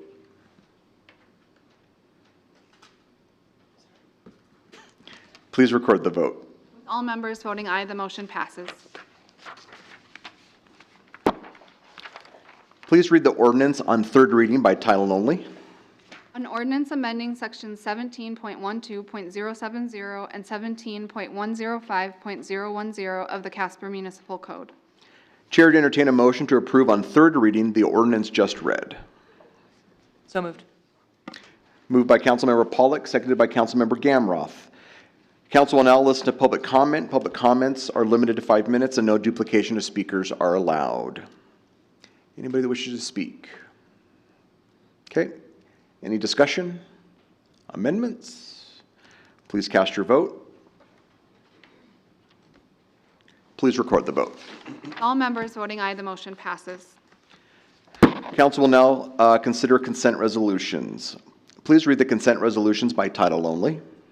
12A1, approving the vacation and replat of Lot 1, the Plaza Addition Number 2 to create the Plaza Addition Number 3 and the associated subdivision agreement. 12A2, authorizing an agreement with Modern Electric Company for the solid waste CRL electrical service upgrades. 12A3, authorizing a general service contract with Rocky Mountain Power for new power services as part of the solid waste thermal lenses and CRL electrical service upgrades. 12A4, authorizing a purchase order for procurement of Sequest corrosion inhibitor from Aquasmart Incorporated for use at the water treatment plant. 12A5, approving a memorandum of understanding between the town of Evansville and the city of Casper for Metro Animal Shelter Services. 12A6, authorizing a memorandum of understanding between the Board of Commissioners of the County of Natrona, Wyoming, the city of Casper, Wyoming, the town of Evansville, Wyoming, and the town of Barnon, Wyoming, and the city of Mills, Wyoming for impact assistance funds. Thank you. Chair to entertain a motion to adopt the consent resolutions just read. So moved. Second. Oh, that's not, sorry. Councilmember, sorry, hold on. Moved by Councilmember Humphrey and seconded by Councilmember Egebretson. He's not used to having more. No. City Manager, would you like to comment on any of these items? Any abstentions or nay votes? Please cast your vote. Please record the vote. With all council members voting aye, Oh, mine is Councilmember Cameron. The motion passes. should we wait? Oh, sorry. I thought I'd sneak in like right before we were able to cast the vote. John, should I call for that vote? I can call for that vote again? Okay, perfect. Okay. Please record the vote. Now with all council members voting aye, the motion passes. And we're a well-oiled machine tonight. Thank you.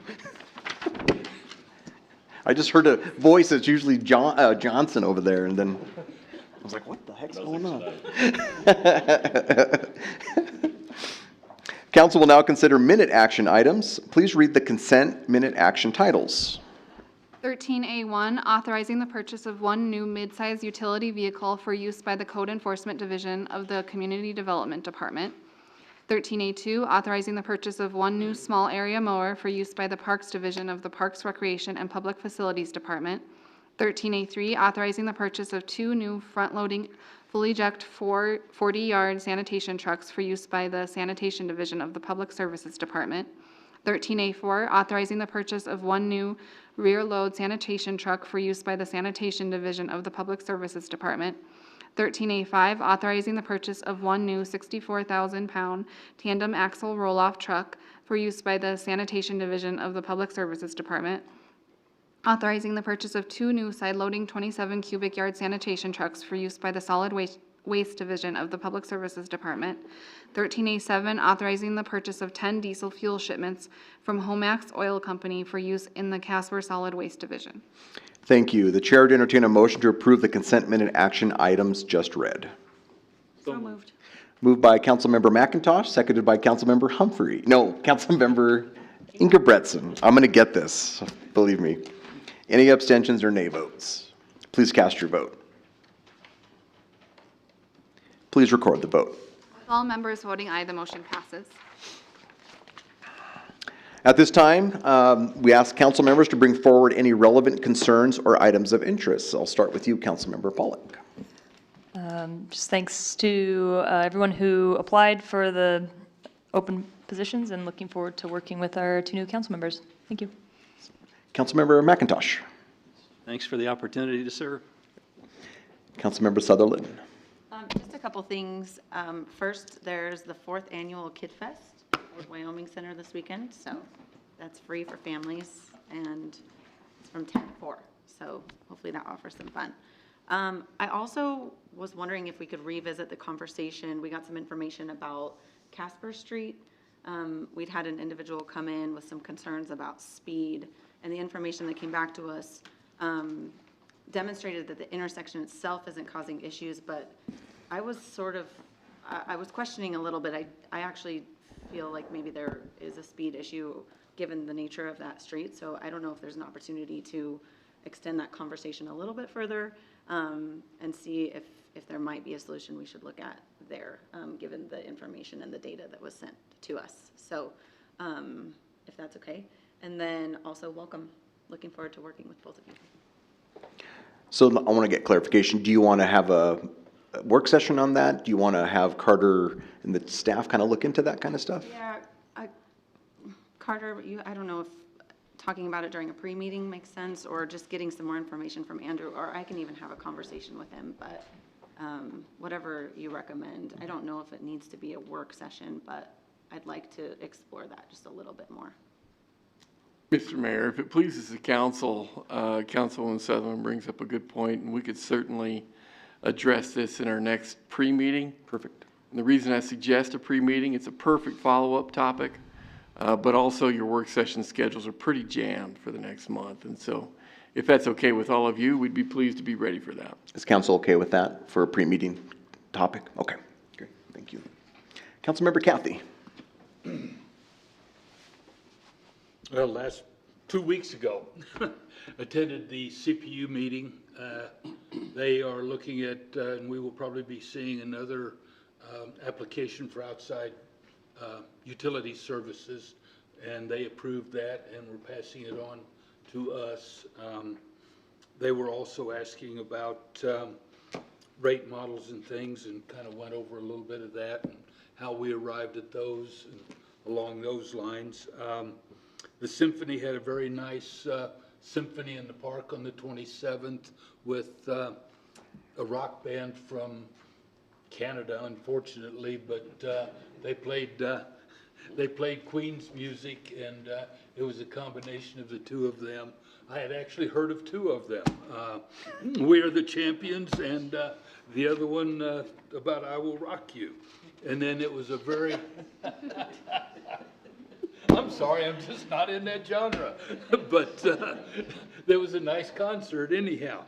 I went to listen to the symphony, and also the, and I can't remember their name, but Art Corps down at David Street Station this last Saturday night over the weekend had a very nice concert. And even though I don't speak Spanish, it was still quite enjoyable to listen to the music and the enthusiasm of the people. And they were all from South Texas, South Arizona, and Southern California, right along the border.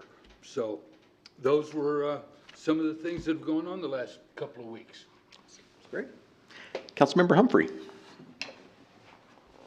Just excited to be here. Thank you. It seems like there was a term of 4 years where I was the only female on council. So this feels a whole lot better. Nothing against the men, but great balance, and excited to work with you guys. So thank you. Councilmember Gamroth. Thank you, Mayor. To echo Councilwoman Humphrey's comment, I would be curious. This is probably the most female representation we've probably had in the council, at least that I can remember. So that is very cool. Thank you also to Councilmember Kathy for bringing up the Fiesta Wyo event at David Street last weekend. I actually didn't make it for the first year ever, but I'm sure it went well as always. Their Fall Fest is coming up in 2 weeks. And their longtime operations manager, she's been there for 8 years, Jackie Landis, is actually moving to Sheridan. I believe she has another opportunity up there. So she is leaving the DDA team, and I would consider her, and I imagine most anyone else that's involved would consider her instrumental in the success of David Street. She has sacrificed many, many weekends and evening nights working down at the venue so that my family and many other families could enjoy their time down there. So I just really want to thank Jackie for all of her time, all of the sacrifices she's made. Hoping she finds greener pastures and she finds an amazing opportunity in this. I just am very thankful for her service to this community. So thank you to Jackie. And then also congratulations to firefighter Travis Stewart for being promoted to captain after 19 years of service. I believe he's filling in for former Captain McJunkin, who joined the Sheriff's Department. So that's all I got. Thank you. Councilmember Ingebretson. Well, I would like to say congratulations to the two who's serving here for the next 4 months. I appreciate your service and everybody who's applied. Also, we've had some activity with the police department here this weekend. And so I just want the police to know that I'm definitely thinking of them, and I know that we've put some things in place and hoping that there's help available for the police, but if more is needed, I would definitely like to know if more counseling or something like that is needed. And so I appreciate it. Thank you. Vice Mayor. Thank you. I have quite a few things tonight, and that was on my list. We have had such a rise of violent criminal activity in our city, in our neighboring cities, Evansville and Mills. Social media just amazes me. Everybody's blaming the police, and I just don't get it. And well, what about the families of the perpetrator? What about them? What about the families of the officers that took those shots, that almost got killed in the line of duty? I'm sick and tired of putting our criminals in the paper and eulogizing them for everyone to see. It's time to start putting our officers back at the forefront of things and putting these criminals where they belong. And I'm sorry for their families. I know they probably lost a brother, a father, and a son, but I guess you want to play with fire, that's what happens. So I back our police all the way, and I wish somehow we could stop all the violence. It needs to slow down. It's getting out of hand a little bit. Let's see. By the way, Mr. Kathy, it's We Will Rock You, just so you know, because that was my generation. So. Thank you. Right? No offense, but I miss my two table partners over there. No offense to you guys, but I'm gonna miss sitting over there with those girls. They were amazing. Those council women, excuse me. I need to find out if permits for parkways are available yet. I've had a couple phone calls. I didn't know if where we're at on that, so I wanted to broach that question during my time. Is that something you can answer, if those are ready to roll yet, or?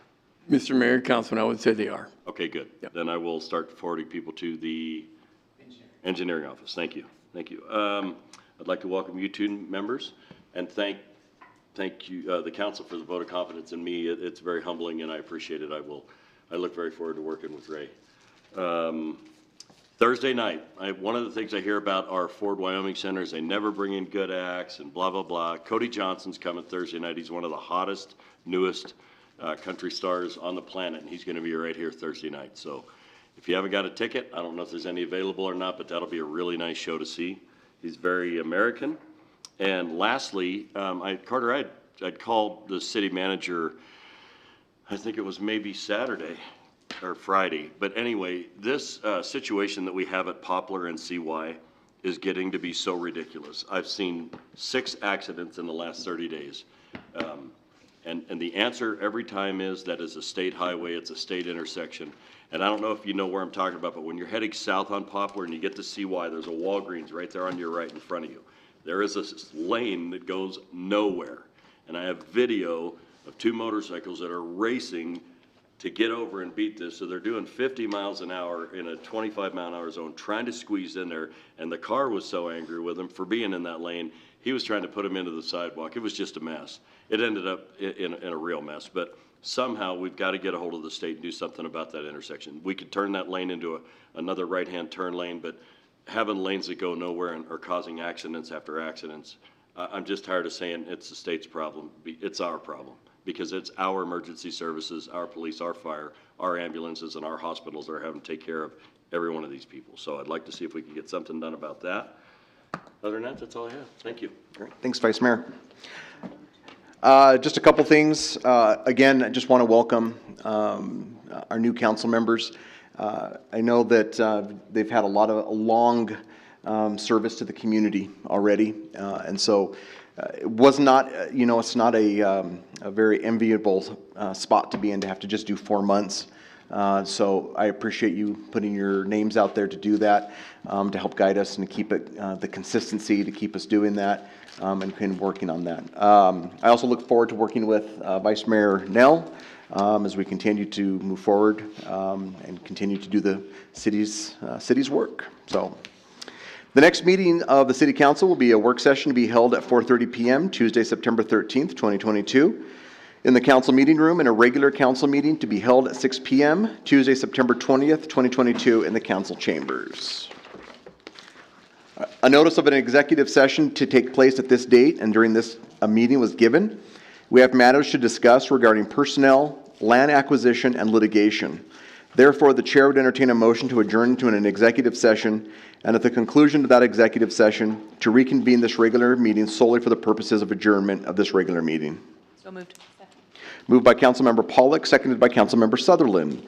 There being a majority of members present and a motion to adjourn to an executive session, having been moved and seconded, and that motion requiring a 2/3 majority of the present, please cast your vote. A greater than 2/3 majority of the council present voted in favor of the motion, and we are hereby adjourned into an executive session. Thank you and have a nice night. Be safe, everyone.